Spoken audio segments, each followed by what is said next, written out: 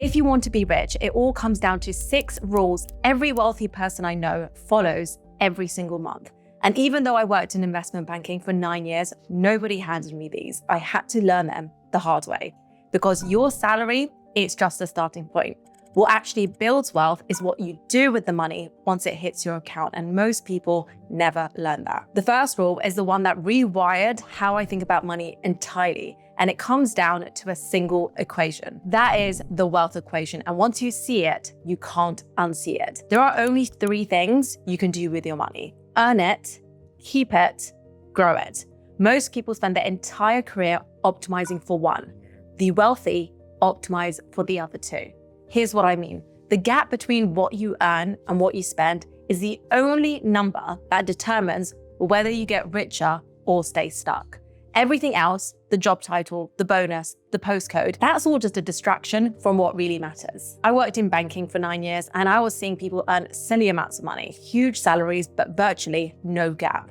The number on that payslip was huge. The number that actually mattered was 0. And this is what I mean. Someone earning, say, 80,000 who spends 70,000 builds less wealth than someone earning 40,000 who spends 25,000. The first person saves 5,000 a year. The second saves 15,000, 3 times more on half the salary. And you can widen that gap 2 ways: earn more or spend less. We'll come back to which one has more leverage, but first, the equation itself.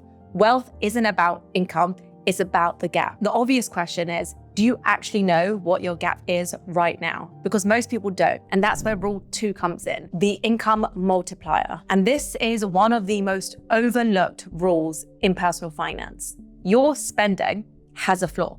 You can only cut so much, but your income doesn't have a ceiling. So why does every piece of money advice start with cutting back? I tested this in my own career. Over 9 years in banking, I went from earning £35,000 to £120,000 base salary. And I've broken down every year of that progression in another video, which I'll link right here. And the thing I'll tell anyone starting out now is that the difference between those 2 numbers wasn't cutting subscriptions, it wasn't skipping coffees, it was negotiating, it was switching jobs, and it was asking for what I was worth. The cutting side of the equation never moved my life, but the earning side very much did. So if you think about it, if you're spending $2,000 a month, the absolute most you can save by cutting is $2,000, and only if you live on nothing.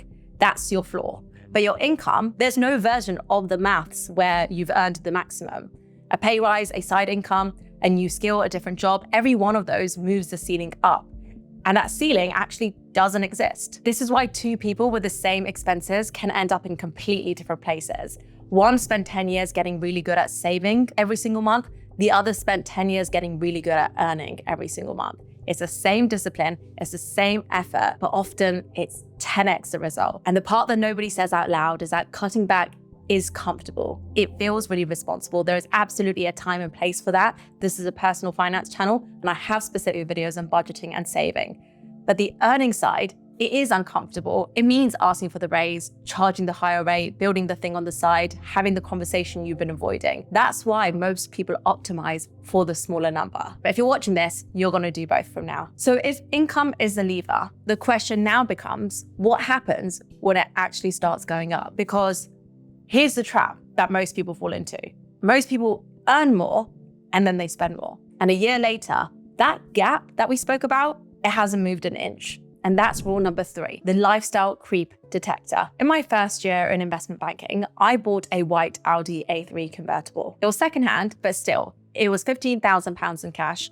And that was 13 years ago. So obviously worth more today. And I paid it from the savings that I'd built up from working in retail whilst I was at uni, and also from the paycheck I was getting whilst in banking. I told myself I deserved it. I got the graduate offer that was very competitive, and this was my reward. I absolutely didn't need a new car. I just wanted what I thought a graduate banker was supposed to drive. A year in, a friend on the same scheme, same starting salary, same year, used her version of that money as a deposit on a house. And at the time, it felt like she was being boring and that I was enjoying the job. But looking back, I'd absorbed my pay rise into something that lost value the moment I drove her home. She put hers into something that has since doubled.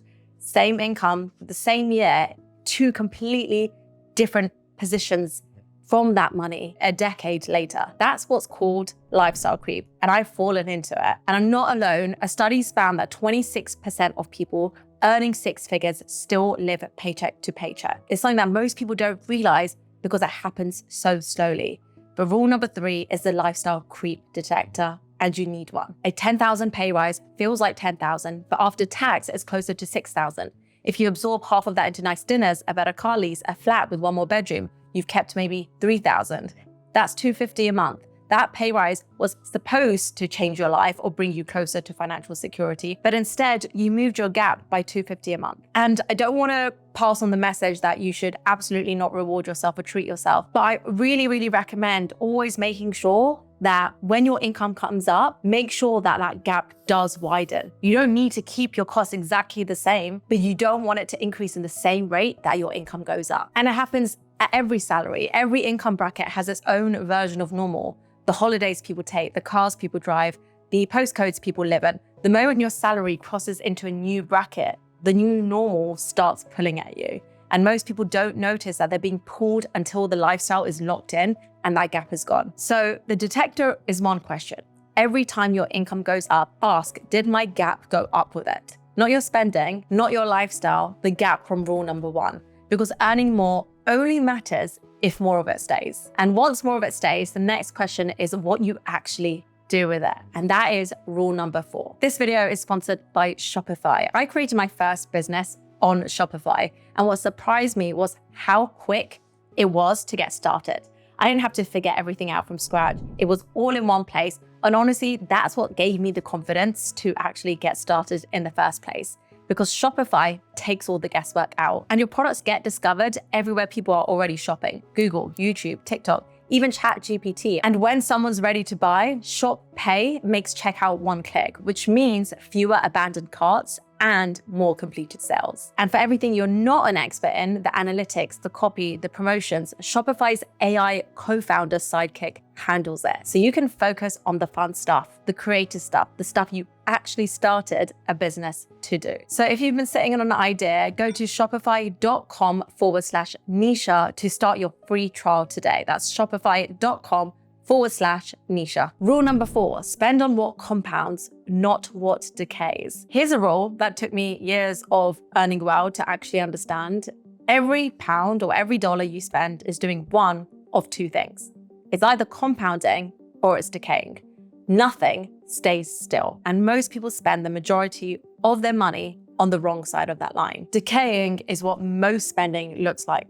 The car loses value the second you drive it off. The clothes go out of style. The takeaway is gone in 20 minutes. None of that is wrong. You are absolutely allowed to enjoy your life, but understand what it is.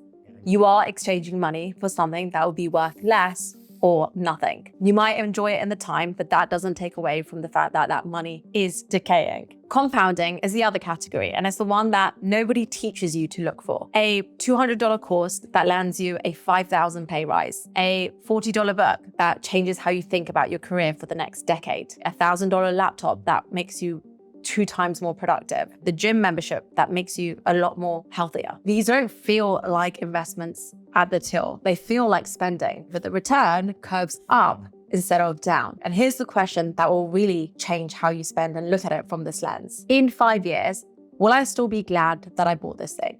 If the answer is yes, it's probably compounding. If you can't answer the question, it's probably decaying. That single filter applied consistently redirects thousands a year towards things that actually move your life. And just remember that compounding spending doesn't have to be financial. As we've discussed, it doesn't have to be stocks, property investments. It can be on spending on things that pay you back in other ways, a coach, a house cleaner, a meal planning service, a mentor, a flight to be in the right room. That bill might look expensive in the moment, but that return over time can make it a very cheap purchase in comparison. Rule number 5, build one asset that earns while you sleep. Think about how a salary works. You trade an hour, you get paid for an hour. If you stop trading hours, the money stops. There's a hard ceiling on how many hours you have, and there's a hard floor on how little sleep you can survive on. That's the maths of every job, every freelance gig, every consulting day rate. Time in, money out. The moment you stop, that income stops. An asset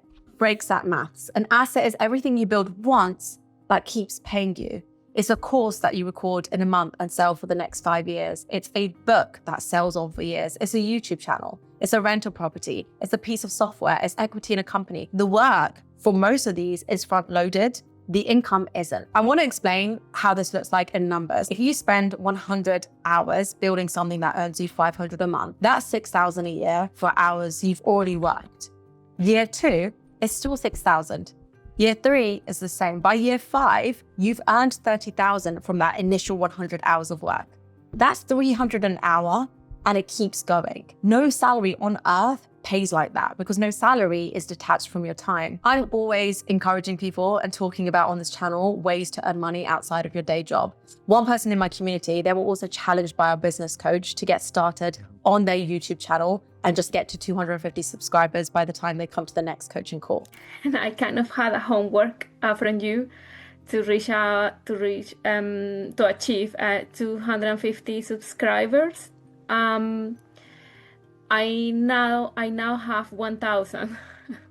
She came back with 1,000 subscribers and it took her 3 months, and now she's on her way to monetize. That's 3 months of going all in, and now she could potentially scale that. Within your next couple of videos, maybe if you had an idea about, I don't know, a checklist or a PDF guide or a quiz or something like that you think would add value to your viewers' world, but they would be willing to part ways with their email address and their name at the very least. And then you can then get them into an email list, a simple email list. So my personal favorite is Kit. By the way, if you want to know more about this community or learn more specifically from this business coach, Robin, I've linked his book and the membership in the description. We currently have a promotion on, you can find all the details below. So if you earned more, you've protected the gap, you've spent on what compounds and built something that pays you when you're not there, you've already done more than 95% of what most people will. But there's one rule left, and it's the one that nobody teaches because it's not a tactic. It's a thing that all 5 of the other rules depend on. And rule number 6 is stay around money longer than feels comfortable. As the saying goes, if you're the smartest person in the room, you're in the wrong room. And one of the biggest predictors of wealth, it isn't intelligence, it's proximity. It's who you spend your time around. It's what's normal in the rooms that you're in. And most people leave those rooms too early because staying in it feels uncomfortable. Every income bracket has its own version of normal. In one room, a 30,000 salary is the goal. In another, it's the floor. In one room, owning a home is the dream. In another, it's the starter move. In one room, building a business is risky. In another, not building one is risky. But the room you spend the most time in is slowly going to become your ceiling.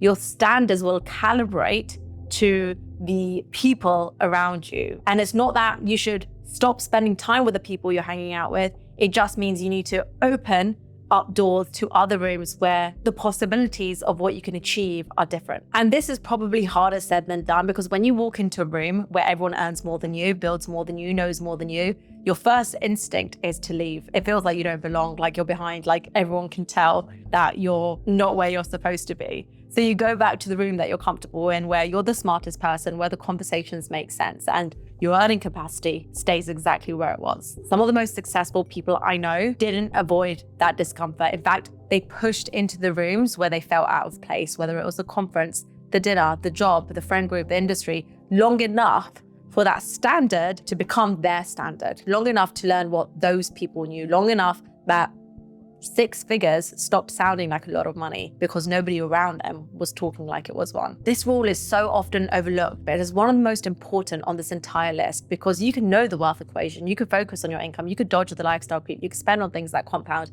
and build an asset. But if you don't have that community around you, if you aren't around people who also want to be better with money, grow their wealth, are comfortable with talking about money, then it does make it so much harder to keep up the momentum and the consistency to want to achieve more. That is it. Thank you so much for watching. If you like this video, I've also made a video that covers most things that you need to know about money. It goes deeper into the how behind every rule you just learned. I'll link it right here.